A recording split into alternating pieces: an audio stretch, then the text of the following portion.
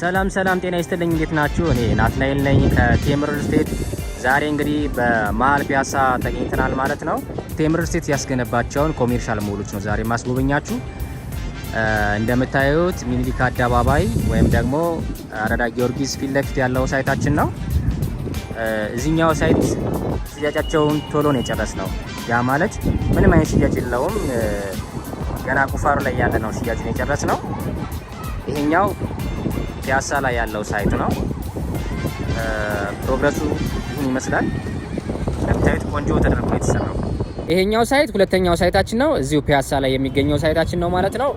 መሐሙድ ሙዚቃ ቤት አጠገብ ያለው ሳይት ነው። እንደምታዩት ፕሮግረሱ ይህን ይመስላል።